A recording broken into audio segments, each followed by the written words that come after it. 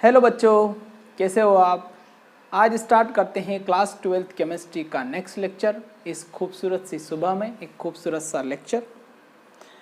Last lecture में हमने discuss किया था क्वथनांक में उन्नयन के बारे में। अब हम बात कर रहे हैं हिमांक में अवनमन यानी डिफ्रेजिंग इन फ्रीजिंग पॉइंट। क्या होता है डिफ्रेजिंग इन फ्रीजिंग पॉइंट? जैसे कि एक हम फॉर एग्जाम्पल के लिए समझे, वाटर होता है। वाटर का अपना एक फ्रीजिंग पॉइंट होता है ना। फ्रीजिंग पॉइंट क्या होता है पहले उसको समझ लेते हैं। एक ऐसा टेम्परेचर एट विच टेम्परेचर कोई सा भी एक टेम्परेचर हो सकता है ना। फॉर एग्जांपल टी कोई टेम्परेचर, इस पर एनी सब्सटेंस कोई भी जो घटक है वो जब बर्फ बन जाता है, मतलब ठोस में लिक्विड से काय में कन्वर्ट हो जाता है वो, है ना। ये लिक्विड अवस्था में है और इसका अगर टेम्परेचर लो किया जाएगा तो ये सॉलिड स्टेट में आ जाएगा, है ना। मतलब सॉलिड स्टेट में आ जाएगा, ठीक है। उसके पहले हमने पढ़ा था बॉइलिंग पॉइंट। बॉइलिंग पॉइंट में क्या होता है, ऐसा टेम्परेचर जहां पर क्या होता है, कोई सा भी लिक्विड क्या होता है, बॉइल करना स्टार्ट कर देता है। और बॉइल करना कब स्टार्ट करेगा, जब उसका जो प्रेशर है, जो वेपर प्रेशर है, वो एटमॉस्फेयर प्रेशर के इक्वल हो जाए या फिर उससे ज्यादा हो जाए, तब उसको हम क्या बोलते हैं, बॉइलिंग पॉइंट बोलते हैं। यहां पर हम डिस्कस करेंगे फ्रीजिंग पॉइंट के बारे में। फ्रीजिंग पॉइंट को आसान भाषा में ये समझ सकते हैं कि ऐसा टेम्परेचर या वो बिंदु, तापमान का वह बिंदु जहां पर कोई सा भी लिक्विड काय में सॉलिड में कन्वर्ट होना स्टार्ट हो जाता है, उसको हम क्या बोलते हैं, फ्रीजिंग पॉइंट। ये तो एक सिंपल सी डेफिनेशन हो गई। अब इसको अवाष्पशील पदार्थ से ऐड करना है और उसको इस एक अच्छी सी डेफिनेशन बना के लिखनी है, तो पहले हम उसको एक ग्राफ के द्वारा हम उसको समझ लेते हैं, ठीक है। अब हम एक ऐसे सॉल्यूशन की कल्पना करते हैं जिसमें क्या है, एक नॉन वोलाटाइल क्या है, सोल्यूट प्रेजेंट है ना। उसको एक ग्राफ के द्वारा समझते हैं। यदि हम शुद्ध विलायक की बात करें और उसका ग्राफ अगर खींचे, है ना, ये आपका वेपर प्रेशर है ना, ये आपका वेपर प्रेशर है और ये आपका क्या है, तापमान है, ये आपका टेम्परेचर है, ठीक है। वाष्प दाब और तापमान के मध्य ये ग्राफ है। तो हम यदि प्योर सॉल्वेंट की बात करें, शुद्ध विलायक की बात करें, तो उसका ग्राफ कुछ इस प्रकार से बनेगा। मतलब ये जैसे जैसे टेम्परेचर बढ़ाया जाएगा, है ना, टेम्परेचर बढ़ाया जाएगा तो ये बॉईल होगा, ये तो हम समझ चुके हैं। लेकिन जैसे जैसे टेम्परेचर कम किया जाएगा, ये क्या होगा, इसकी वेपर प्रेशर बनना कम होगी, वेपर प्रेशर बनना कम हो जाएगी, है ना। ये किसकी बात कर रहे हैं हम, शुद्ध विलायक की। किसकी, शुद्ध विलायक की। अब हम बात करते हैं ऐसे सॉल्वेंट की, ऐसे सॉल्यूशन की जिसमें क्या है, नॉन वोलेटाइल सोल्यूट प्रेजेंट है, तो उसकी वेपर प्रेशर थोड़ी कम बनेगी। ये हमने पढ़ा था, है ना, लास्ट लेक्चर में हमने पढ़ा था कि यदि किसी सॉल्यूशन के अंदर नॉन वोलेटाइल सोल्यूट प्रेजेंट है तो वो क्या, उसकी वेपर प्रेशर कम बनेगी। क्यों? क्योंकि नॉन वोलेटाइल जो सोल्यूट है वो उसकी वेपर प्रेशर को कम कर देगा। ये हमने पढ़ा था, है ना। तो ये क्या है, विलियन है। ये क्या है, हमारा विलियन है, ये हमने पढ़ा। यहां से ये मान लो कि ये जो लिक्विड था इसका, है ना, ये इसका लिक्विड पॉइंट था। यहां पर आके वो लिक्विड बन रहा था और इससे आगे अगर ले जाएंगे तो इसकी वेपर बनना शुरू हो जाएगी, इसकी वेपर बनना शुरू हो जाएगी। लेकिन उस टेम्परेचर से कम, उस टेम्परेचर से भी कम हम जाएंगे तो ये जो है ना, ये जो शुद्ध विलायक है, फॉर एग्जाम्पल के लिए शुद्ध विलायक क्या, अभी जल है ना, H2O है, प्योर जो सॉल्वेंट है। फॉर एग्जाम्पल के लिए हम समझ रहे हैं जो हमारा सॉल्वेंट है, प्योर सॉल्वेंट, वो क्या है, H2O है। क्या है, H2O। और हमारा जो सॉल्यूशन है ना, वो शुगर वाटर है, शुगर वाटर। हाँ सर, चाशनी की बात कर रहे हो सर, मुंह में पानी आ रहा है सर। हाँ, अभी नहीं खाना, जलेबी के साथ खाएंगे, ठीक है। चलिए बात करते हैं शुगर वाटर की, जिसमें क्या है, शुगर क्या है, नॉन वोलेटाइल क्या है, सोल्यूट है, वो इसमें के अंदर डिसोल्व है। अब इस टेम्परेचर पे तो जो लिक्विड है ना, जो लिक्विड है, यहाँ पर लिक्विड स्टेट है, इससे यदि ऊपर जाएंगे तो इसकी वेपर बनना शुरू हो जाएगी, है ना, इसकी वेपर बनना शुरू हो जाएगी। इसकी शुगर प्लस वाटर की भी यहां से आगे जाएंगे तो वेपर बनना शुरू हो जाएगी, लेकिन इसकी वेपर इससे थोड़ी कम बनेगी, है ना, इसकी सॉल्यूशन की वेपर। लेकिन इससे यदि नीचे आएंगे, मतलब नीचे टेम्परेचर, है ना, 1 डिग्री सेंटीग्रेड पे क्या होता है, बर्फ बनना शुरू हो जाता है, ठीक है। जल का जो वाटर का जो फ्रीजिंग पॉइंट होता है वो 0 डिग्री सेंटीग्रेड होता है और बॉइलिंग कितना होता है 100 डिग्री सेंटीग्रेड, है ना। इसको केल्विन में यदि समझे तो 273.15 इसका क्या होता है, केल्विन क्या होता है इसका फ्रीजिंग पॉइंट होता है, और 373.15 केल्विन इसका क्या होता है बॉइलिंग पॉइंट होता है। अगर इससे नीचे जाएंगे, है ना, टेम्परेचर में भी इसको हम समझ सकते हैं। यहां से यदि नीचे जाएंगे तो ये बर्फ बनना मतलब सॉलिड में कन्वर्ट होना स्टार्ट कर देगा। इस टेम्परेचर पे क्या है, लिक्विड है ना, ये भी लिक्विड है, मतलब केल्विन में लेंगे तो इस टेम्परेचर पे क्या हो जाएगा, वो गैस बनना शुरू हो जाएगा, मतलब वेपर बनना शुरू हो जाएगा। लेकिन इससे नीचे जाएंगे तो वो सॉलिड में कन्वर्ट होना शुरू हो जाएगा। तो इस टेम्परेचर से नीचे अगर कोई टेम्परेचर ले जाएंगे, इससे नीचे आएंगे, है ना, तो ये सॉलिड में कन्वर्ट होना शुरू हो जाएगा, है ना। तो उसको इस प्रकार से ग्राफ बना के समझा सकते हैं हम, ये सॉलिड में बनना कन्वर्ट हो जाएगा, ठीक है, सॉलिड में बनना कन्वर्ट हो जाएगा। क्लियर। इसको थोड़ा सा कर्व बन लेते हैं, यहाँ से सॉलिड में कन्वर्ट हो जाएगा। यहाँ से नीचे जाइए, है ना, मतलब टेम्परेचर लो हो रहा है तो वेपर प्रेशर कम हो रही है, टेम्परेचर आगे बढ़ रहा है, इधर पीछे आ रहा है ना। यहाँ पर हम इसको 0 डिग्री सेंटीग्रेड मान सकते हैं फॉर एग्जाम्पल। तो 0 डिग्री सेंटीग्रेड से यदि हम नीचे आएंगे तो ये क्या होगा, सॉलिड में कन्वर्ट होना स्टार्ट हो जाएगा। अब यहाँ पर समझने वाली बात ये है कि शुद्ध विलायक तो यहाँ पर आकर, है ना, देखिए यहाँ पर आके क्या हो गया, वो है ना सॉलिड में कन्वर्ट हो गया, सॉलिड लिक्विड स्टेट है ना, एक तरफ सॉलिड है एक तरफ लिक्विड है, इधर आएंगे तो सॉलिड में होगा, उधर जाएंगे लिक्विड। विलियन में क्या होता है, देखिए ये जो ग्राफ है वो यहाँ आके टच हो रहा है, मतलब ये तो यहीं पर सॉलिड में कन्वर्ट स्टार्ट हो गया, लेकिन ये कहां पर और कम टेम्परेचर करना पड़ेगा तब जाके सॉलिड लिक्विड में कन्वर्ट होगा, है ना। इससे क्या समझ में आता है बच्चों, इससे ये समझ में आ रहा है कि नॉन वोलेटाइल अगर हम सॉल्यूट किसी सॉल्यूशन के अंदर मिला देते हैं, है ना, किसी सॉल्यूशन, ऐसा कोई सॉल्यूशन जिसके अंदर क्या है नॉन वोलेटाइल सॉल्यूट है, ऐसा विलयन जिसके अंदर अवाष्पशील पदार्थ विलय के रूप में उपस्थित है, तो वो क्या करेगा, उसका फ्रीजिंग पॉइंट कम कर देगा। आ रही समझ में। इसको जमना कहाँ था, सॉलिड यहीं पर बन जाना था क्योंकि ये यहाँ पर बन गया, लेकिन इसके अंदर क्या है नॉन वोलेटाइल सॉल्यूट है, तो वो क्या करता है इसको इतनी आसानी से ठोस नहीं बनने देगा, उसमें रुकावट पैदा करेगा। और यही हमारे सबसे बड़ा बेनिफिट होता है ना। बेनिफिट किस प्रकार से होता है उसका यूज हम बताएंगे आपको कहां पर होगा, ठीक है। Clear clear. तो इसको हम, ये जो पॉइंट है इसको हम शो करेंगे, ये क्लीन कर देता हूं, ठीक है। इसको हम शो करेंगे, ये वाला है ना, इस पॉइंट को ये TF से शो करेंगे, है ना, फाइनल। और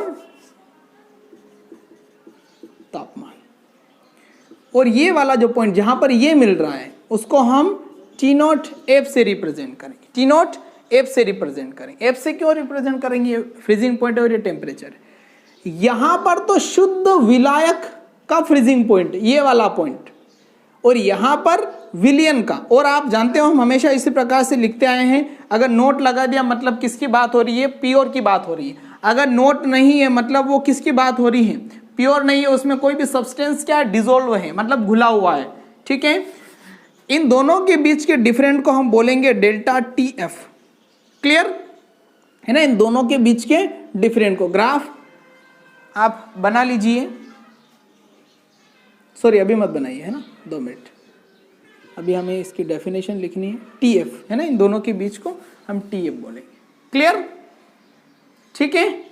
तो ये हमारा ग्राफ किसका, हिमांक अवनमन का, ठीक है। ग्राफ अभी नहीं बनाना, अभी तो हमें क्वेश्चन लिखना है सर, ठीक है। चलिए, तो इस फ्रीजिंग पॉइंट की हम अच्छी सी डेफिनेशन लिखेंगे, उसके बाद हम इसका ग्राफ ड्रॉ करेंगे। क्वेश्चन लिखिए, क्वेश्चन लिखिए, हिमांक में अवनमन ब्रैकेट में depression in freezing point, depression in freezing point bracket close किसे कहते हैं। इसके लिए ग्राफ खींचिए, इसके लिए ग्राफ खींचिए, इसके अथवा में क्वेश्चन लिखिए, मोलल हिमांक अवनमन स्थिरांक, मोलल हिमांक अवनमन स्थिरांक ब्रैकेट में KF, ये कांस्टेंट है ना, KF को परिभाषित कीजिए, को परिभाषित कीजिए। इसके अथवा में क्वेश्चन लिखिए, हिमांक में अवनमन के अनुप्रयोग लिखिए, हिमांक में अवनमन के अनुप्रयोग लिखिए, अनुप्रयोग लिखिए। इसके अथवा में एक और क्वेश्चन लिखिए, हिमांक में अवनमन किसे कहते हैं? इसकी सहायता से अवाष्पशील विलेय के आणविक द्रव्यमान ज्ञात करने का सूत्र लिखिए। आणविक द्रव्यमान ज्ञात करने का सूत्र लिखिए। क्वेश्चन लिख लिया, चलिए हेडिंग डालिए हिमांक अवनमन डिप्रेशन इन फ्रीजिंग पॉइंट, है ना। और पैराग्राफ चेंज करके लिखिए इन्वर्टेड कॉमे में किसी द्रव का हिमांक वह तापक्रम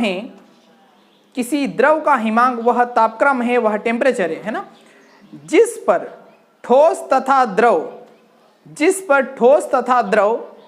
प्रावस्थाओं का वाष्प दाब समान होता है तथा ठोस और द्रव प्रावस्थाएं साम्य में रहती है। साम्य अवस्था क्या होती है वो मैं आपको समझा देता हूं अभी। साम्य में रहती है, इन्वर्टेड कॉमा क्लोज, इसे डेल्टा टी एफ से प्रदर्शित करते हैं,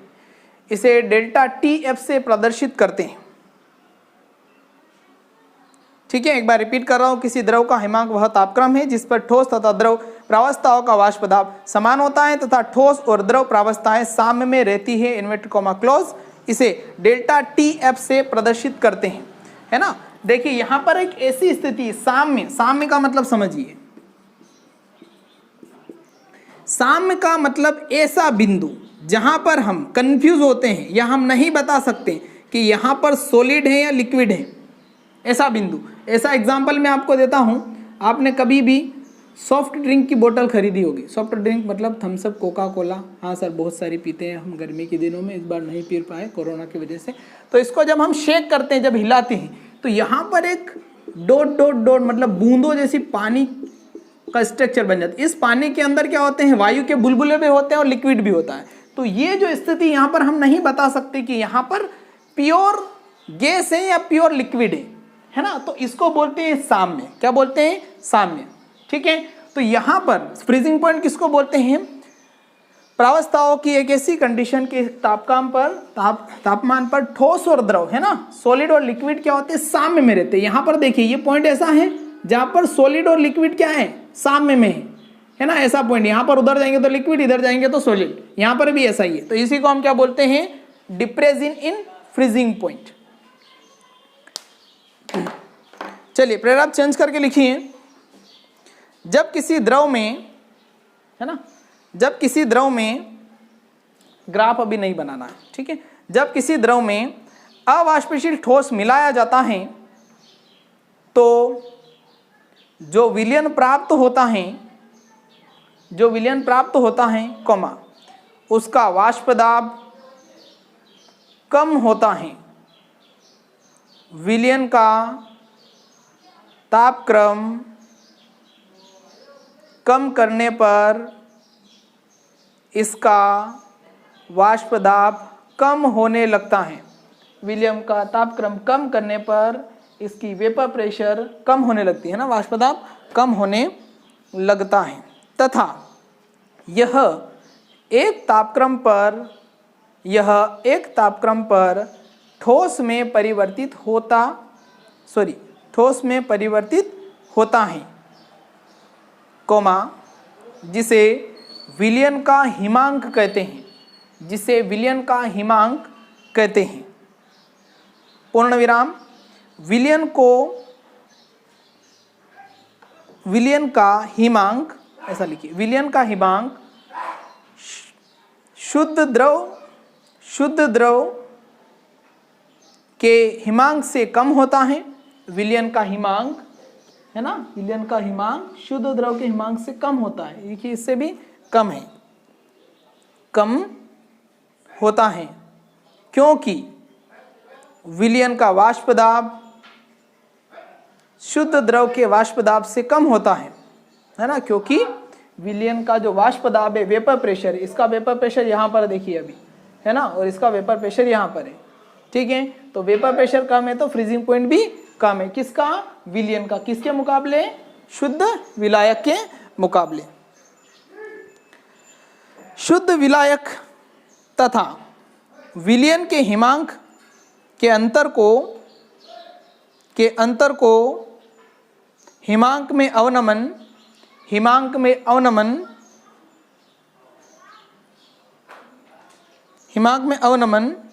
कहते हैं। ठीक है, अब इसका एक गणितीय रूप लिखते हैं। गणितीय रूप, अगली हेडिंग डालिए, गणितीय रूप।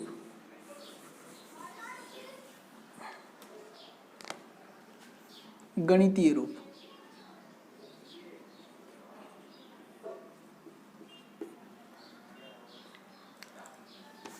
गणितीय रूप है ना।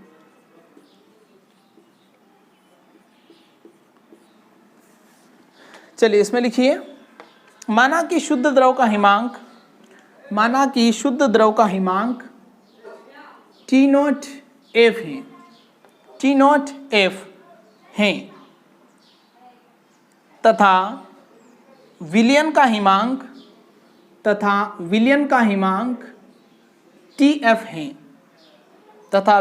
हिमांक TF है, तो हिमांक में अवनमन को इस प्रकार प्रदर्शित करेंगे।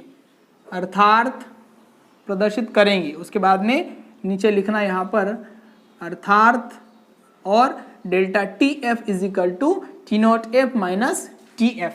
भाई शुद्ध जो है ना, शुद्ध जो है विलयन, उसका जो टेम्परेचर है वो ज़्यादा रहेगा, ऑब्वियसली ज़्यादा रहेगा। उसमें से क्या करेंगे हम? विलयन का टेम्परेचर माइनस करेंगे। तो ये शुद्ध का है और इसका, तो इन दोनों के बीच में डिफरेंट कितना है ना, उस सॉल्यूशन का हिमांक अवनमन टेम्परेचर क्या है वो हमें डिटरमाइन हो जाएगा। तो हम इस फॉर्मूले का यूज करेंगे। ठीक है, चलिए नोट कर लिया। फिर आप चेंज करके लिखिए, इसको समीकरण नंबर 1 नाम दे दीजिए। फिर आप चेंज करके लिखिए, यदि शुद्ध विलायक व विलयन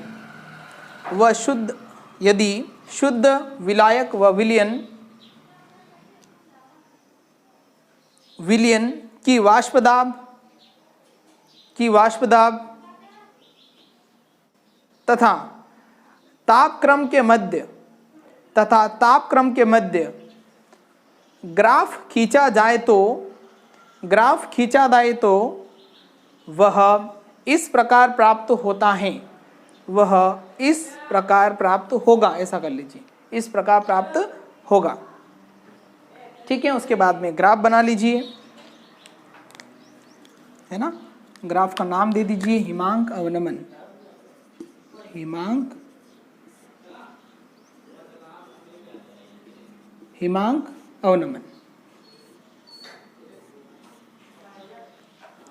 ठीक है, ग्राफ बना लीजिए।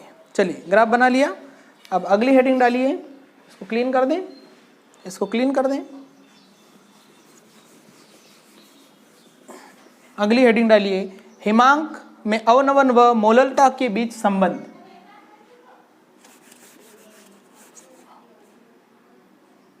हिमांक अवनमन व मोललता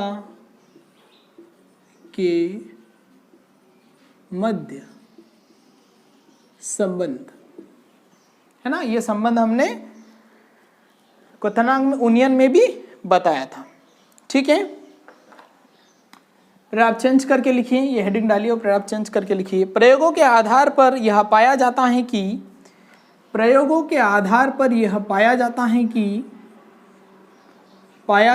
कि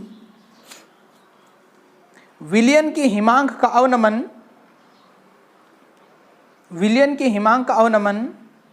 विलयन की मोललता के समानुपाती होता है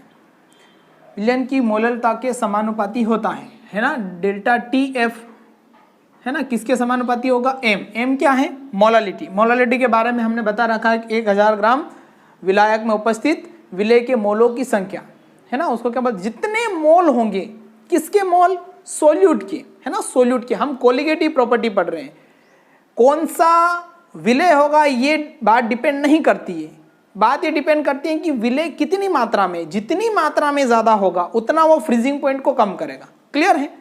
तो जितनी मोलिलिटी होगी, है ना, जितने मोल होंगे, है ना, विलायक के अंदर विलय के, उतना ही क्या होगा, उतना ही क्या होगा, डिप्रेसिंग इन फ्रीजिंग पॉइंट लो हो जाएगा, है ना, उसका फ्रीजिंग पॉइंट क्या होगा, लो है।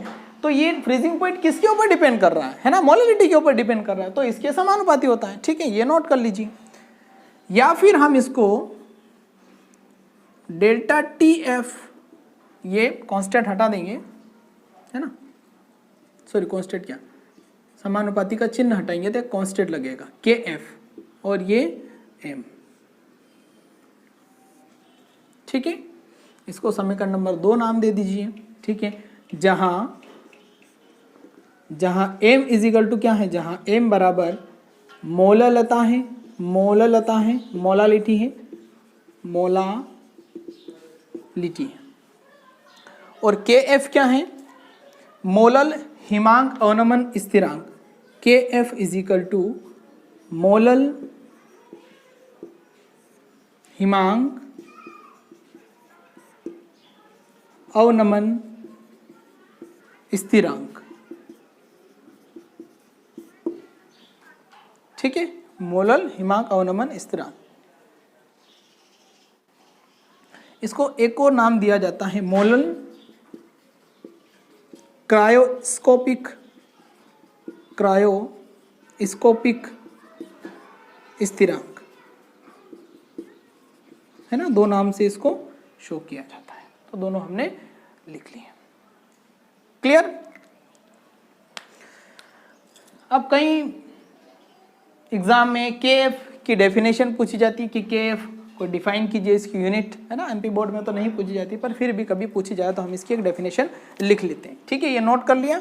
अगली हेडिंग डालिए, मोलल हिमांक अवनमन स्थिरांक की परिभाषा।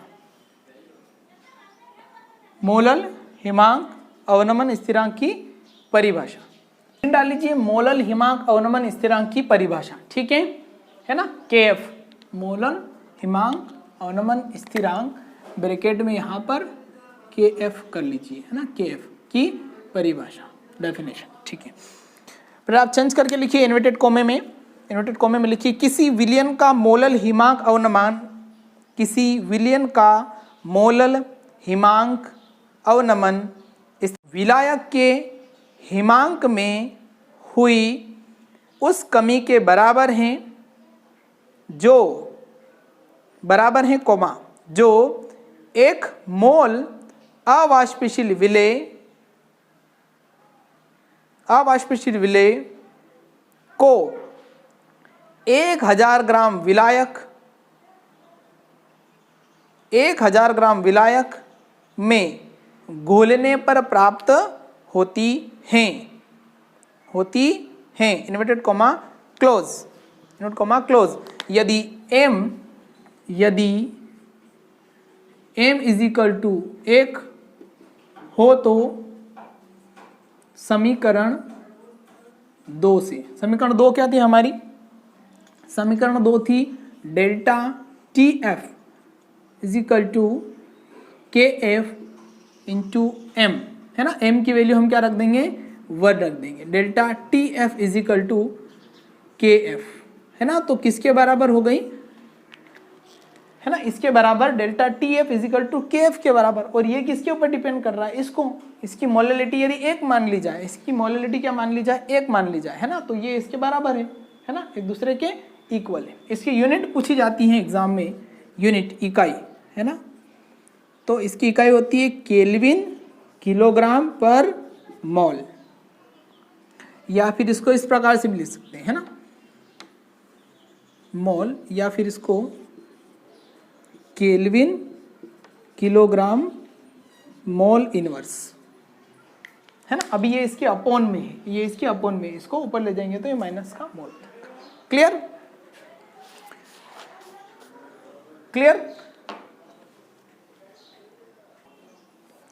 अगला पॉइंट, है ना, हिमांक अवनमन द्वारा अवाष्पशील विलेय के आणविक द्रव्यमान की गणना करना। हमें MB डिटरमाइन करना है, किसकी हेल्प से, हिमांक अवनमन की हेल्प से।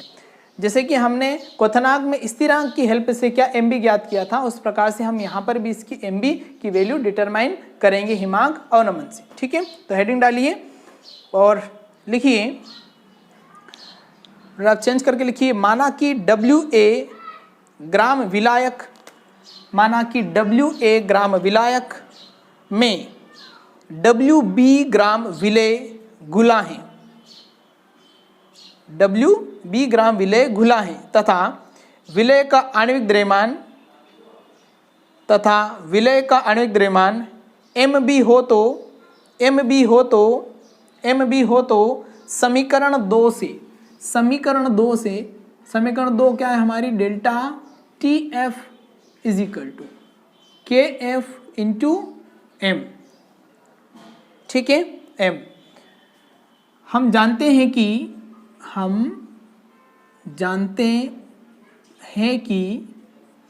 M इज इक्वल टू क्या होता है, WB upon MB into 1000 upon WA। ये M की वैल्यू होती है, मोलालिटी का फॉर्मूला है ना, मोलालिटी का फॉर्मूला है ना। समीकरण 2 में इसको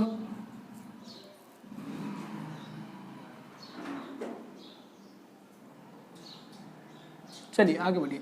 M का मान, इसको समीकरण 3 नाम दे दीजिए। M का मान, या सॉरी 2 ही दीजिए क्योंकि समीकरण अलग नहीं है इसलिए। M का मान समीकरण 2 में रखने पर,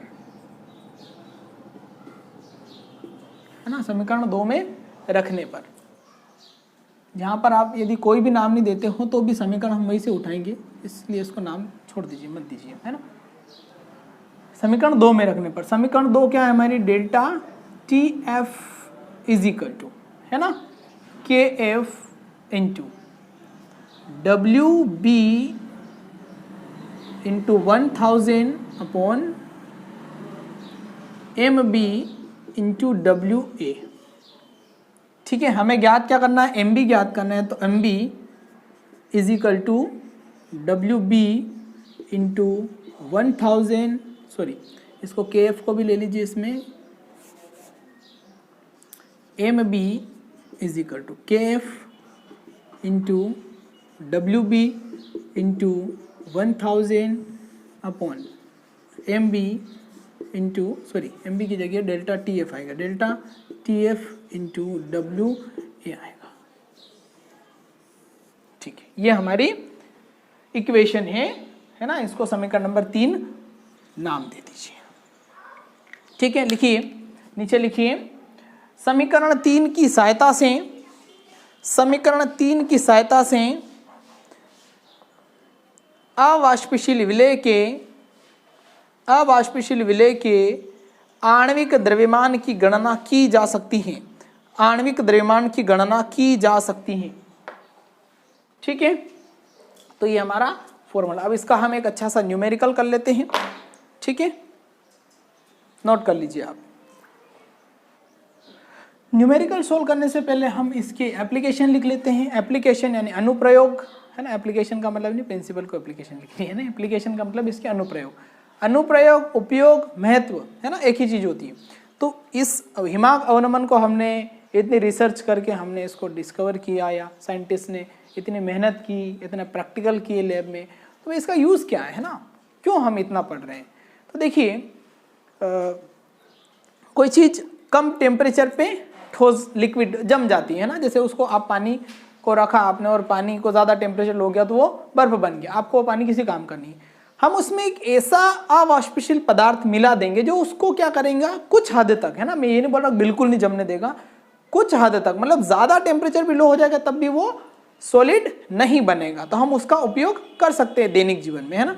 तो हेडिंग डालिए, हिमांक में अवनमन के अनुप्रयोग, application of depressing in freezing point, और उसका पहला पॉइंट लिखिए, हिमरोधी विलयन बनाने में, इन मेकिंग एंटी फ्रीज, है ना, ऐसे विलयन को, या सॉरी ऐसे विलय को या ऐसे सब्सटेंस को, ऐसे पदार्थ को क्या बोला जाता है? एंटी फ्रीज, है ना। एंटी फ्रीज मतलब वो नहीं जमने देता है, एंटी फ्रीज सॉल्यूशन, है ना। पहला है हिमरोधी विलयन बनाने में, in making antifreeze solution. Dash करके लिखिए इसमें। कारों के रेडिएटर में जल का उपयोग। रेडिएटर क्या होते हैं? देखिए आपने कार या ट्रैक्टर वैक्टर तो देखा ही होगा, उसके आगे हम उसमें पानी डालते हैं ताकि उसका इंजन क्या रहे, उसका इंजन ठंडा रहे, है ना। इस प्रकार की एक जाली होती है ना, सभी कार के इंजन के आगे, सभी कार के इंजन के आगे एक जाली रहती है, उसमें पानी भरा जाता है ना, पानी भरा जाता है। लेकिन क्या होता है, जब पहाड़ों पे गाड़ी जाती है ना, पहाड़ों पे जहाँ पर टेम्परेचर बहुत कम हो जाता है, तब ये इसके अंदर का जो लिक्विड क्या हो जाता है? जम जाता है, ठोस बन जाता है, ठोस बन जाता है, तो ये खराब हो जाएंगे। अब इसमें जो लिक्विड भरेंगे उसमें क्या करेंगे हम? एक एंटी फ्रीज सब्सटेंस मिला देंगे, है ना। तो वो क्या करेगा? इसको अधिक ऊंचाई पर ले जाने पर या भी नॉर्मल बहुत कम टेम्परेचर में भी इसके अंदर के लिक्विड को जमने नहीं देगा, ठीक है। तो उसको बोला जाता है एंटी फ्रीज, एंटी फ्रीज, ठीक है। डैश करके लिखिए। और इस जाली को बोला जाता है रेडिएटर, रेडिएटर, है ना। चाहो तो आप देख सकते हो, सबके घर पे ट्रैक्टर कार मोटर है ही सही, ठीक है। चलिए, कारों के रेडिएटर में जल का उपयोग होता है। ठंडे देशों में तापक्रम 0 degree centigrade, 0 degree centigrade bracket में 273 केल्विन से कम हो जाता है, से कम होता है, जिससे रेडिएटर का पानी जम जाता है। यदि जल में एथिलीन ग्लाइकोल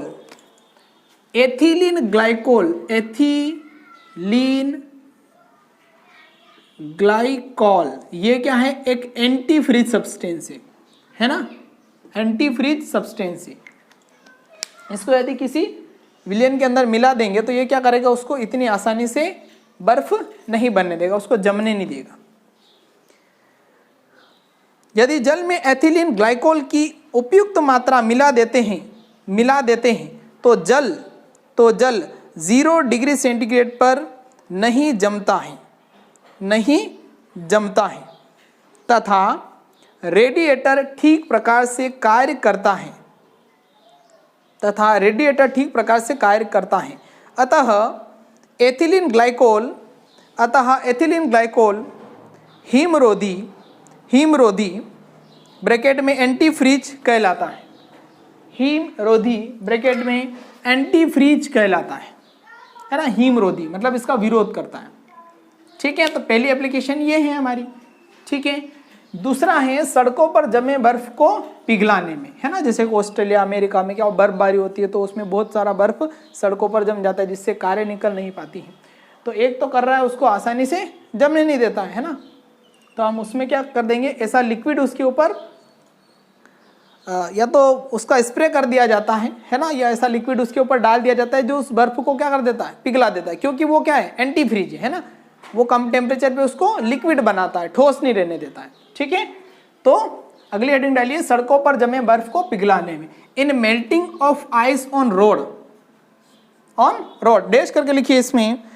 शीत ऋतु में या पहाड़ियों में जहां अत्यधिक बर्फबारी होती है तथा सड़कों पर बर्फ जम जाती है, वहां बर्फ को पिघलाने के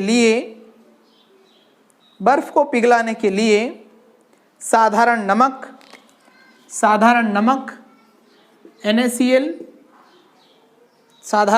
NaCl या कैल्शियम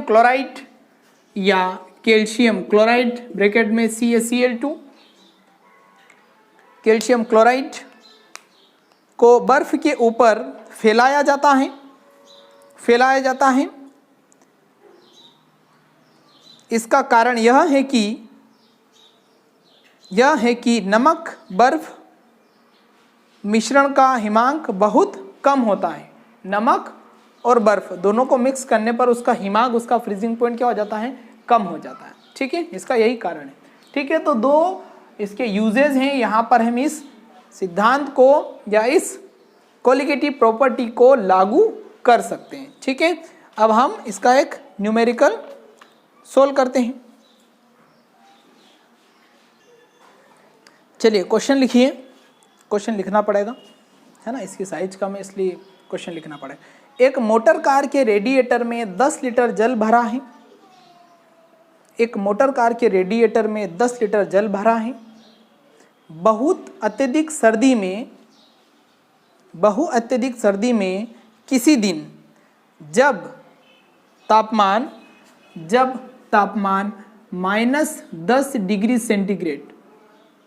सेल्सियस ब्रैकेट में 263 केल्विन है ना, 63 केल्विन ब्रैकेट क्लोज है, तब उस कार का उपयोग करना हो तो रेडिएटर के जल में कितना एथिलीन ग्लाइकोल मिलाया जाना चाहिए क्वेश्चन मार्क। फिर आप चेंज करके लिखिए, एथिलीन ग्लाइकोल, क्वेश्चन ही है ना, क्वेश्चन का आणविक द्रव्यमान, इसका आणविक द्रव्यमान लिखना पड़ेगा ना, एथिलीन ग्लाइकोल का आणविक द्रव्यमान लिखना पड़ेगा ना, क्वेश्चन में कई बार दिया होता है। तो ये 62 होता है। और जल के लिए एक और वैल्यू आती है हमारे पास में KF इजिकल टू, KF कितना दे रखा है 1.86 केल्विन किलोग्राम पर मोल, ये क्वेश्चन में दिया हुआ है। क्वेश्चन ये बोल रहा है कि एक कार है, नॉर्मल हमारे घर पे एक कार है ना, फॉर एग्जांपल, ठीक है। अब बहुत ज़्यादा मौसम ठंडा हो गया है ना, बहुत ज़्यादा ठंड, -10 डिग्री सेंटीग्रेड हो गया, लेकिन हमारी कार में जो रेडिएटर में जो जल भरा हुआ है वो तो 0 डिग्री सेंटीग्रेड पे बर्फ बन जाएगा। तो हमें क्या करना पड़ेगा, उस रेडिएटर में कोई एंटी फ्रीज मिलाना पड़ेगा, जिसकी वजह से अगर टेम्परेचर -50 डिग्री भी हो जाए तब भी वो लिक्विड ही बना रहे।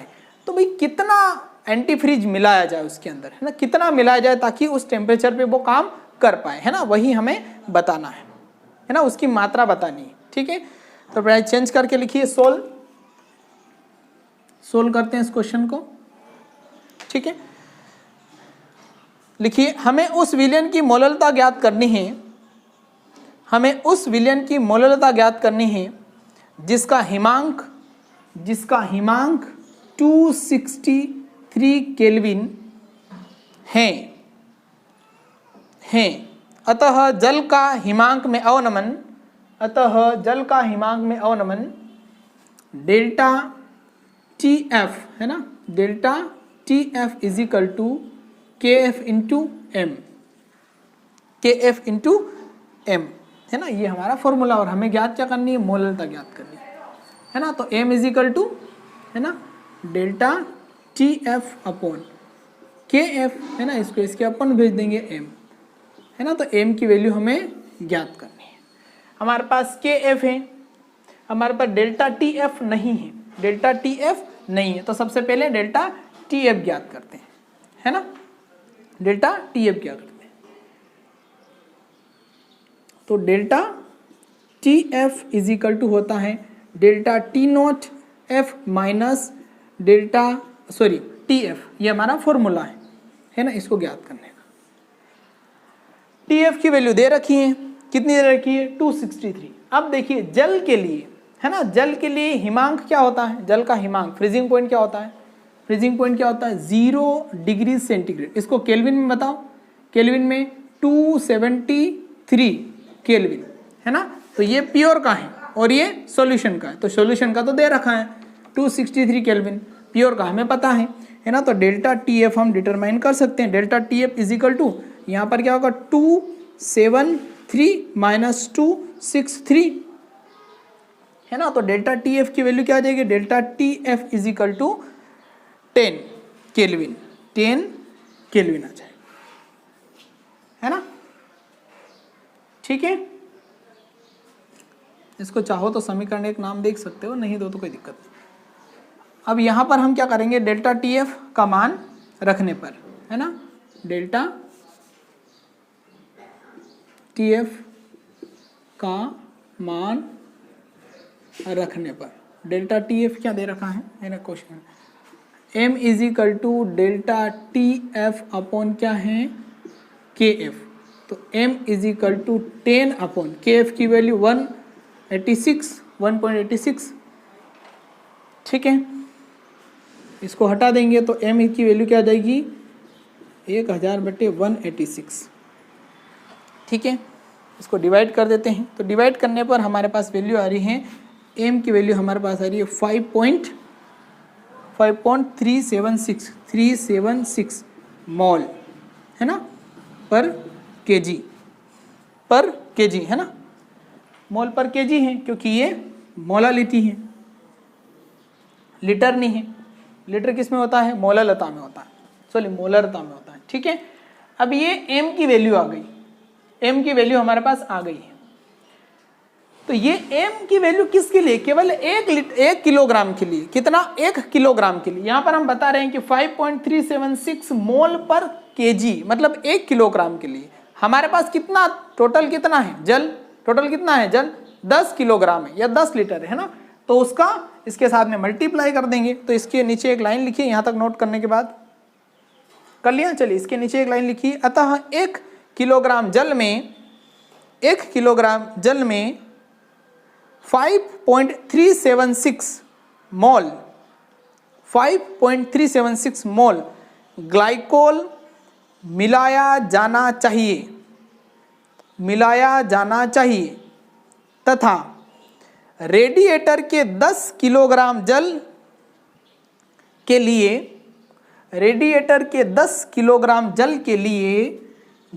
लिए करके 5.376 इंटू 10 इज इक्वल टू, है ना, इन दोनों का मल्टीप्लाई करेंगे तो 53.76 है ना, 6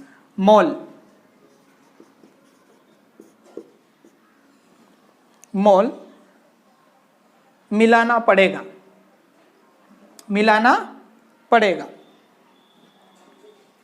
अब देखिए 53.76 मोल है ना, मैंने आपको पढ़ाया था मोल को मापने की कोई इकाई नहीं है, मापेंगे कैसे, कितने मोल कैसे लेंगे, तो हम कैसे लेते हैं, याद करिए, मोल को काय में कन्वर्ट करेंगे, ग्राम में कन्वर्ट करेंगे। और ऐसा कब होगा, ऐसा ज्ञात करने के लिए हमारे पास एक फॉर्मूला है, मोल ज्ञात करने के लिए N = W/M, है ना, हमारे पास ये वैल्यू है ना, ये वैल्यू है और क्या है, ये वैल्यू है, तो इस वैल्यू को इधर ले आएंगे तो फॉर्मूला क्या हो जाएगा, N × M = W। W हमें पता नहीं है, W क्या है, ग्राम में दे रखा है ना, और M यानी क्या होता है, आणविक द्रव्यमान है। आणविक द्रव्यमान हमारे पास में है, कितना है, 62 है ना, 62 है।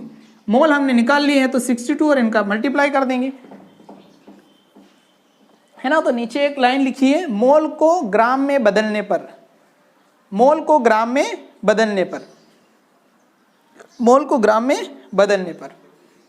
और 53.76 इंटू 62 है ना, 62 क्या है इसका मोलिकुलर मास है, तो ये वैल्यू हो जाएगी 3333.12 ग्राम, है ना, 3333.12 ग्राम, मतलब ये लगभग हो रहा है 3.5 किलो के आसपास, है ना, 3.5 किलो के आसपास हमें क्या मिलाना पड़ेगा, एथिलीन ग्लाइकोल मिलाना पड़ेगा, ठीक है। इसके नीचे एक लाइन लिख लीजिए, अतः 10 किलोग्राम जल में 333.12 ग्राम एथिलीन ग्लाइकोल मिलाना पड़ेगा, ठीक है। इसके और भी न्यूमेरिकल हैं जो हम फिर करेंगे क्लास में, ठीक है। तो मिलते हैं बच्चों, अब इस चैप्टर के ज़्यादा टॉपिक नहीं बचे हैं, केवल 2 टॉपिक और बचे हैं, एक तो ऑस्मेटिक प्रेशर, है ना, ऑस्मेटिक प्रेशर, परासरण दाब, और एक और वांट ऑफ गुणांक, क्वांटा ऑफ फैक्टर, है ना। तो इन दोनों को हम 2 लेक्चर में कंप्लीट कर लेंगे। ठीक है, मिलते हैं बच्चों अगले लेक्चर में एक नए टॉपिक के साथ। तब तक के लिए जय हिंद, जय श्री महाकाल।